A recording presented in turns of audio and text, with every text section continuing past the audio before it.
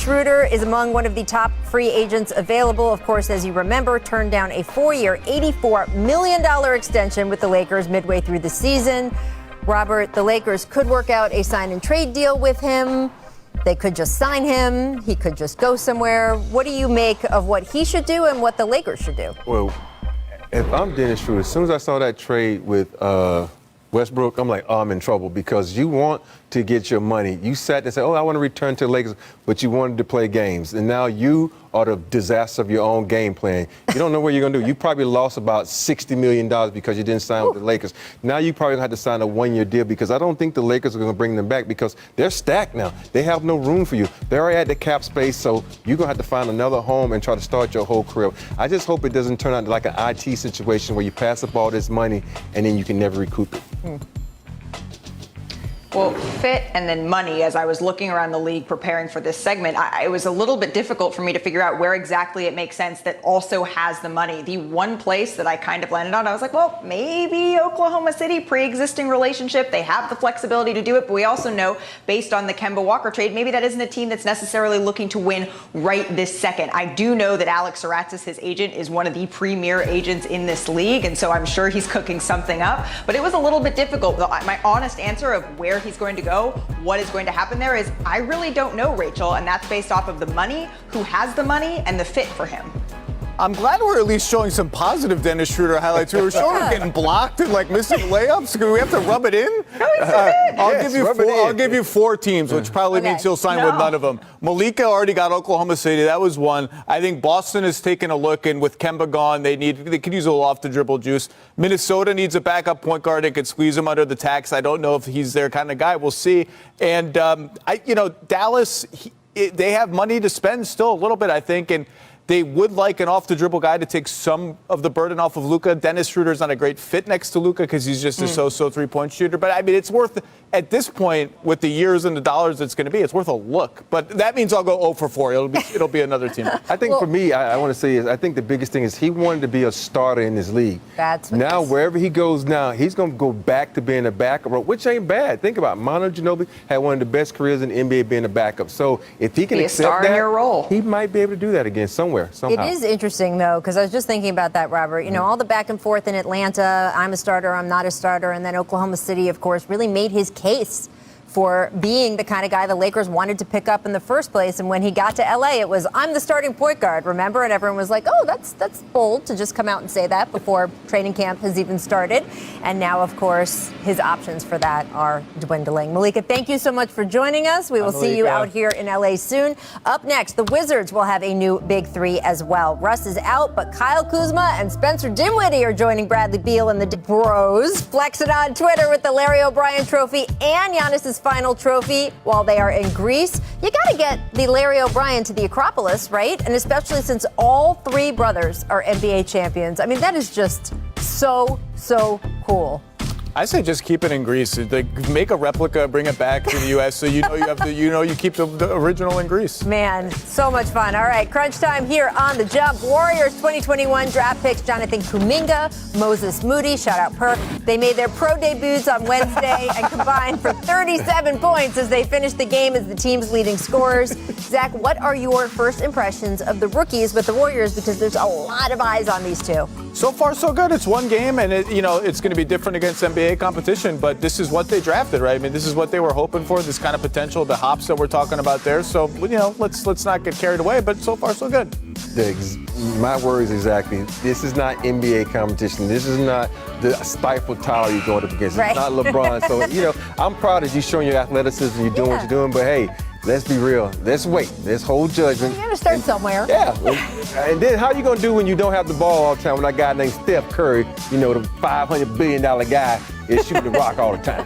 Well, I was going to say they might have to go up against the Stifle Tower, but they're going to have Steph Curry on their side. That's going to make things a little bit easier. All right. This is really interesting. After medical consultation, Lamarcus Aldridge seriously considering a return to the NBA this season. You remember, of course, he abruptly retired with the Nets over heart concerns last season. And Robert, we had Lamarcus on the show talking about it.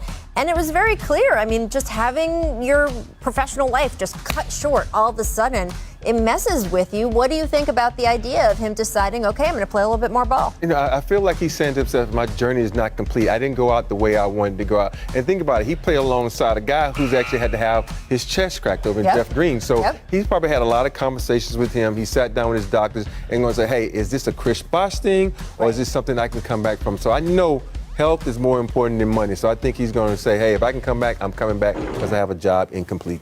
Boy, would it be great news if he were healthy enough to, if the doctor's okay to, because he's got a lot of game left to give. And if he's going to shoot threes every now and then as a pick and pop big, he could play anywhere. I mean, we've had guys come back after kidney transplants. I mean, you mentioned Jeff Green. To me, the question is always, hey, this guy's a grown-up. I'm going to trust him to make his own decisions about his own health. It bothers me sometimes when people sort of paternalistically are like, well, he shouldn't be doing that. Let me give my opinion on his health. He's an adult. He's a grown man. He's got doctors. He's got family. He is able to consult with all of them and make a decision for himself. And whatever he decides, I am in with. If he decides he's got to stay retired, we will continue to salute the career he had. And if he decides to come back, we will be supportive of that too, because it would be pretty cool. All right, let's talk about Danny Green. Agreed to a 2-year, $20 million deal to stay with the Sixers. Zach, do you like this move? Yeah, winning follows Danny Green around. He's a prototypical 3-and-D player. He still hits threes. He still plays good defense. And that contract, probably not coincidentally, is a handy kind of size to have for trades. But Danny Green's a winning basketball player. Still, have him on your team. It's a good thing.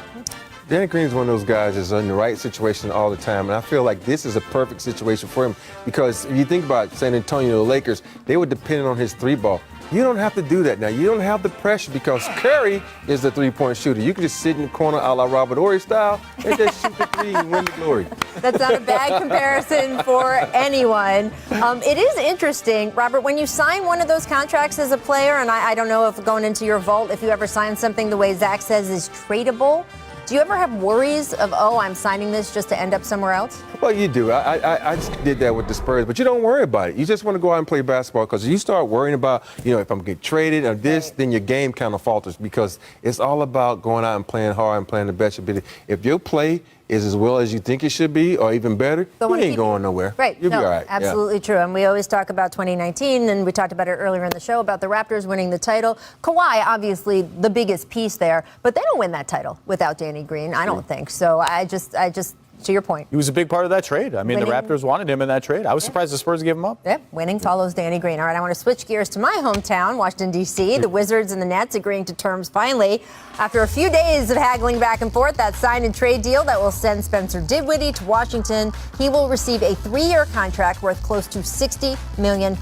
Dinwiddie will be folded into what is now a 5-team trade that includes, of course, sending Russell Westbrook to the Lakers. The Wizards will end up with Kyle Kuzma, KCP, Montrezl Harrell from the Lakers, a pick that became G League Ignite forward Isaiah Todd, Aaron Holiday from the Pacers, and, of course, Spencer. So, Robert, how does the Wizards' return on Westbrook look to you?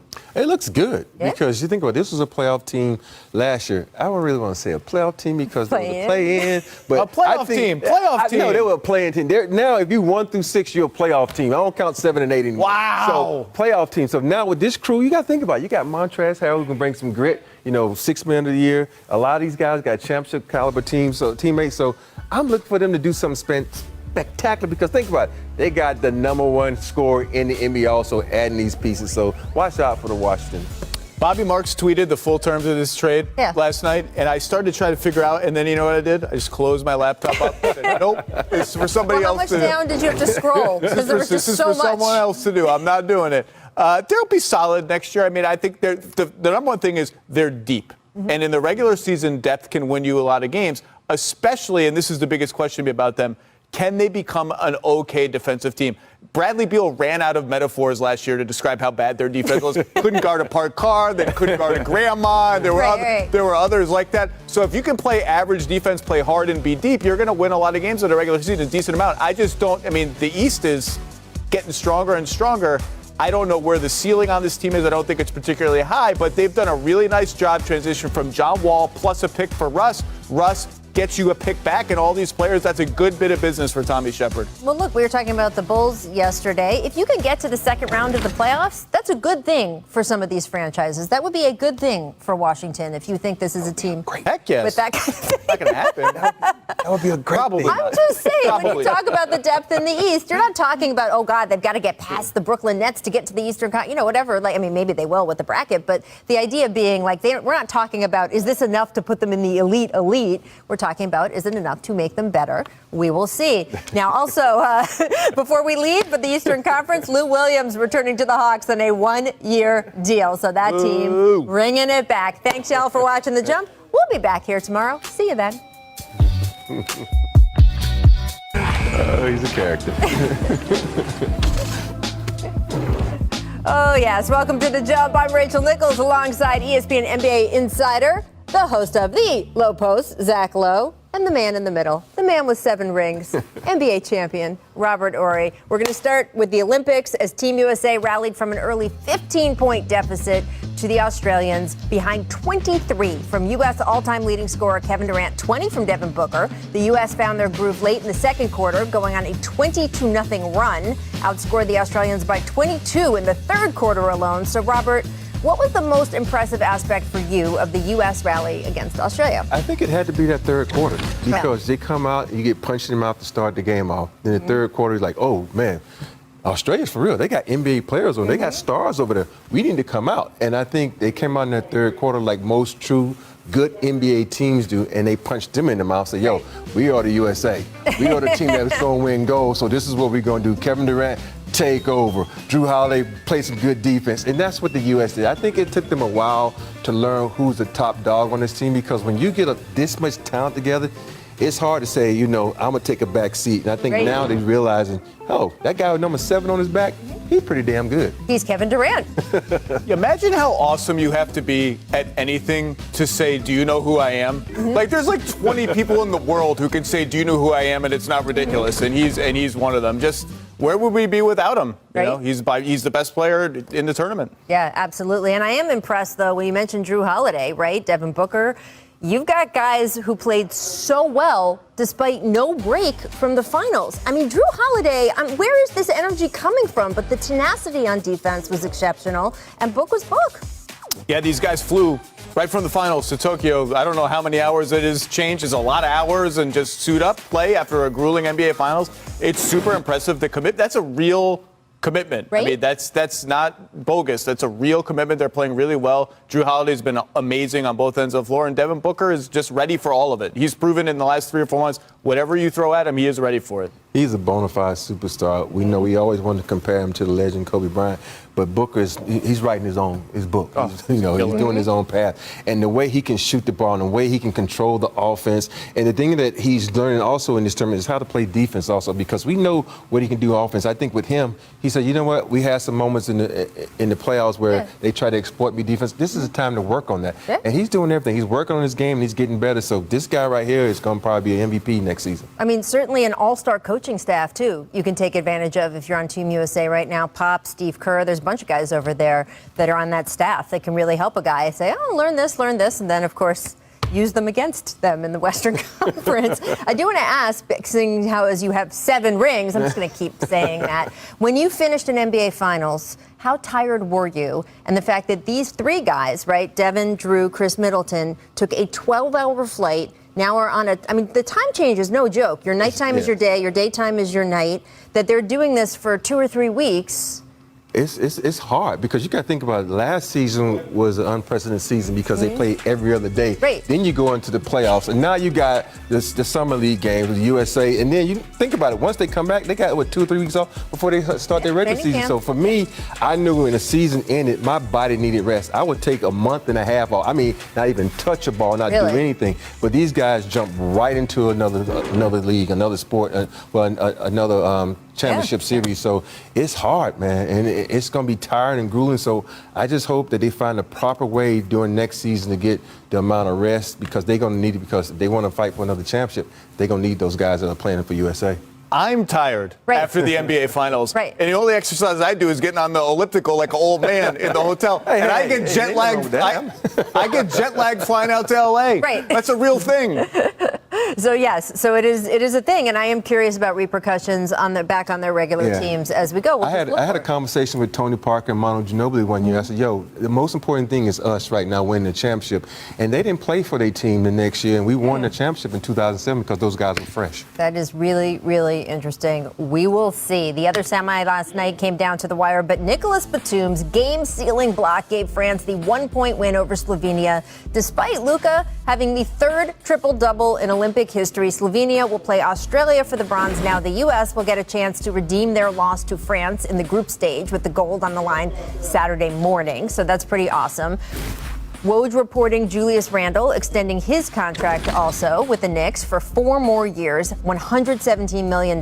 Randle will have a player option in the last year of the deal. That extends his deal through the 25-26 season. I cannot believe those words are coming out of my mouth. The 25-26 season. That's where we are. Randle locked in New York, adding Kemba Walker, as we talked about yesterday, Evan Fournier this week. So, Zach, where do you think the Knicks are in reestablishing themselves as an attractive destination for elite talent? They're getting there. And that's why all of these signings matter. Everyone got up in arms over the dollars and the years turned out to be shorter than was initially reported. The most important thing is staying good, staying competent, staying as an organized team that has a future. And the Knicks, if they do that, are going to attract people. This is a good deal for Julius Randle. The cap will go up. His number will not even look that big as the cap goes up and up. Does he have to prove that the jump shooting last season wasn't a fluke? Yeah, but he's a good NBA player. He's a good all-around player. He played better defense than he ever had before.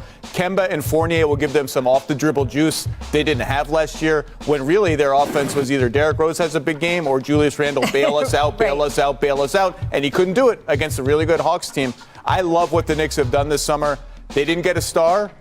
It's hard to get stars. Might take a couple more years. Stars don't become available all the time, but they're circling, and the stars are noticing. I want to say, I think Kemba Walker is a star. He was a star before he got to Boston, and then he had to take a back seat with injuries and Tatum and Brown. So this guy needs this refresher role. He needs a new role, because if you look at this Knicks team, that's what they were missing. They was missing a dynamic guard. Even though Derrick Rose was doing his thing, it's hard for you to have that many injuries at his age and do it for 82 games. So now with Kemba there, they're going to be an exciting team to watch, because Thibodeau is going to do one thing, have them ready to play defense, and that's what you want out of the New York Knicks team. That's the thing. Their defensive talent has slipped a little bit, but they'll get all the fundamentals right, all the rotations right. And Kemba, the ability to hit pull-up threes is something they didn't really have last year. He can do that. That's going to give Mitchell Robinson and Nerlens Noel some lobs.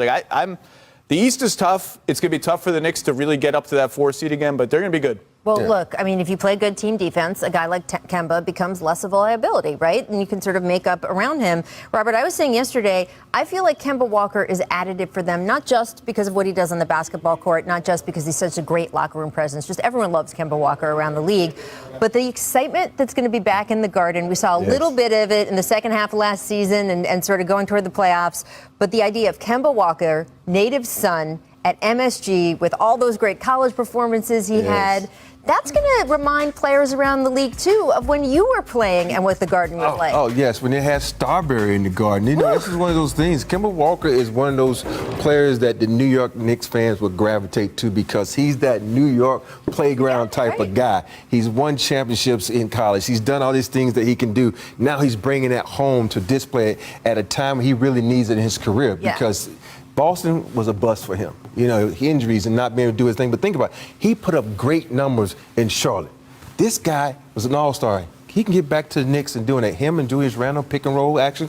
It's going to be nice. I'm excited for the buzz. Your rookie year, you played there in the finals. You played in MSG in the finals as a rookie, right? 94? No, my second year. Second year? Right. It must have been crazy, right? Oh, Spike Lee, Knicks. You think about it, you got the man Patrick Ewing going against Hakeem Olajuwon, one of the best battles you're ever going to see. And it was just a gritty, grimy, hot, Pat Riley at the helm for the Knicks, Rudy T. It was great, man. Should have been there. I was a teenager watching on TV. There you go. We're going to see if we see a little bit more of that in the months to come. I do want to get over to this coast. Kawhi Leonard, the last superstar free agent available. All has remained eerily quiet with him thus far. Remember, 2019 was crazy. Planes were followed. Fans were gathered. There was like the middle of the night, the sort of clumps of people. There was 4 days of just sort of, where is Kawhi going? The rest of the league waiting to make decisions off of what Kawhi would do. Well, he finally joined the Clippers. Well, we're on day 4 of free agency, of this free agency.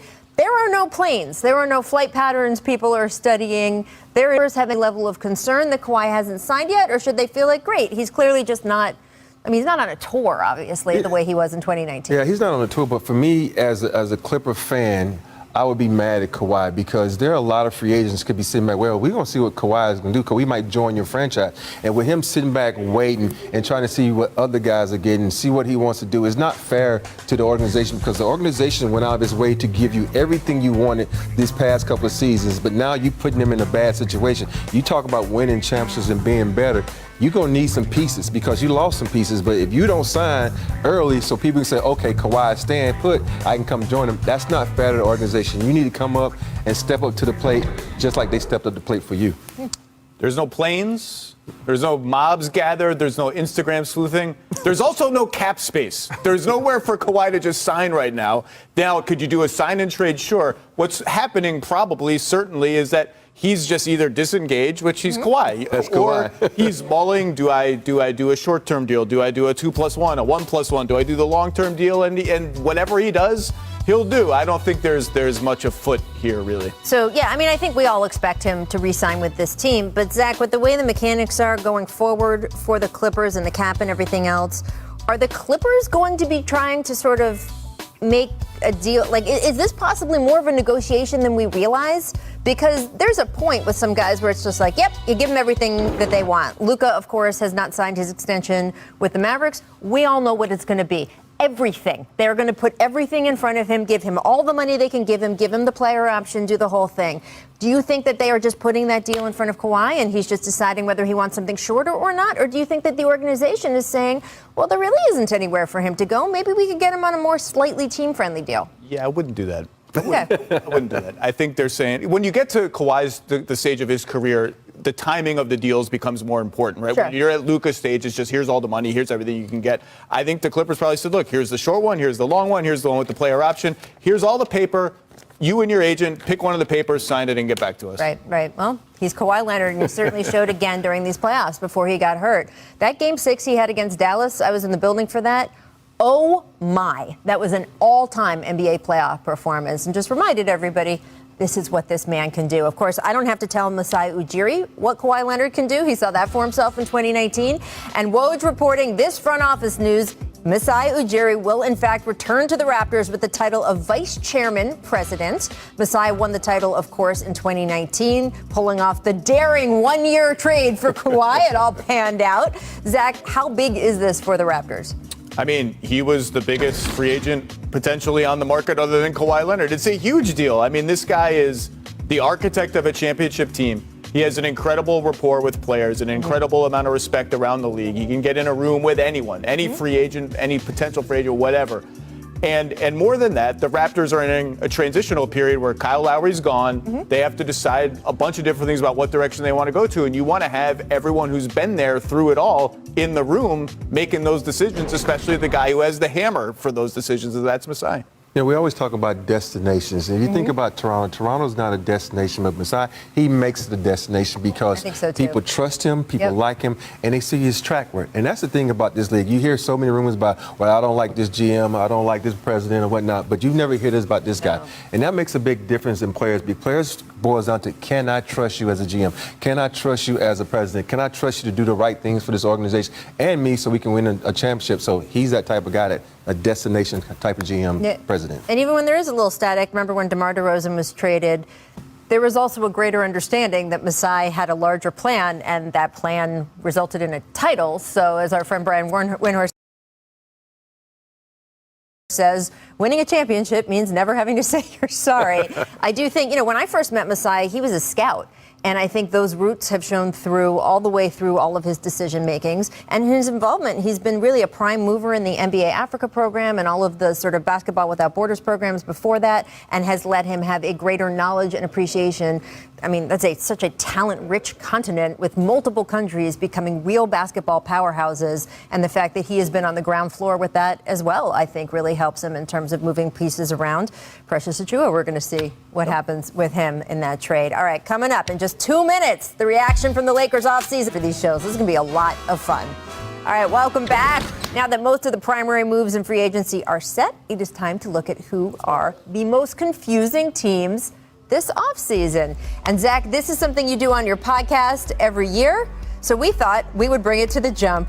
Who are your most confusing teams with the direction these teams are taking as the offseason has begun? Yeah, it's a little early for this. The offseason is not quite over. I like to absorb everything, but so far I think you got to start with the Pelicans because the combination of moves they made to go from Lonzo Ball to not get Kyle Lowry to trade 2 first-round picks during all of this rigmarole and move down 10 spots in the draft and end up with Devontae Graham, Tomas Satoransky, and Garrett Temple for your troubles.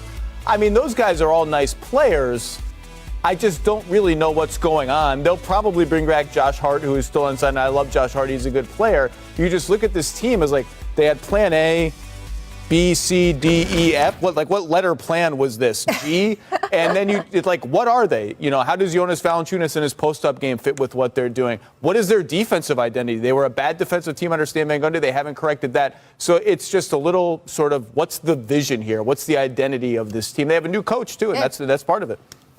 You know, my top pick was across the street, the Clippers. we just talked about Kawhi. I think that has a lot to do with what Kawhi should have signed early so they can get pieces around him. Mm-hmm. But also, you look at how they played in the playoffs. He's like, wow, that kid Jackson, he finally showed up. He played really good for him, and he's still not signed. This is a piece that you need to bring back. You got Paul George, who's starting to become the true playoff P that he wants to be. But you need guys. You need to be a championship quality team because you come to L.A. and you start crowning yourself king over the Lakers and talking about this and that. Mm-hmm. But you don't make any moves in the offseason to get better. You need to try to live up to that hype that you put on yourself. Well, look, Reggie had such a great postseason, obviously, and that friendship with Paul George was a big part of it. I talked to both of them a lot just about, they've been friends for a long time, like a lot longer than I think people realize. They've actually stayed at the same apartment for a summer. I mean, these guys are tight. So I think that communication on the court, we saw it come out in their play when you know someone that well and you just have that kind of trust and faith in him.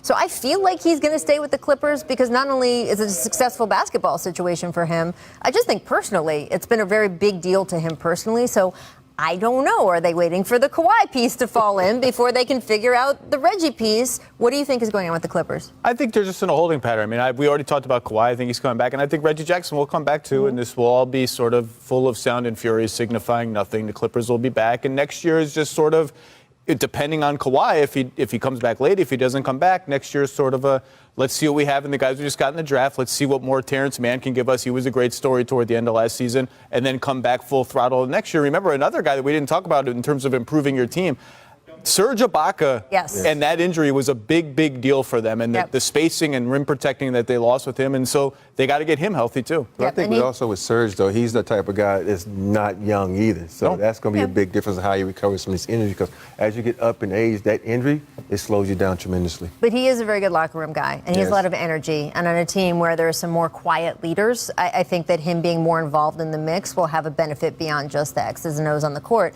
As far as the Pelicans are concerned, though, I mean, my question, since they didn't extend Lonzo last offseason, was how is Lonzo Ball leaving and the pieces you got back even remotely equivalent, especially considering the picks you gave up and now, look, they've got a lot of picks, right? That's the benefit of the Drew Holiday trade and the AD trade. They've got a lot of picks to play with, but I don't think you want to just fling them around willy-nilly for the chance at Kyle Lowry. I mean, this is like when Houston salary dumped Jeremy Lin with the chance to get Chris Bosh. You don't get him, and you're like, I just wasted a pick and traded a good player for nothing. So it hurts, and I don't, Zion and Brandon Ingram both said, we love Lonzo. We love playing with Lonzo.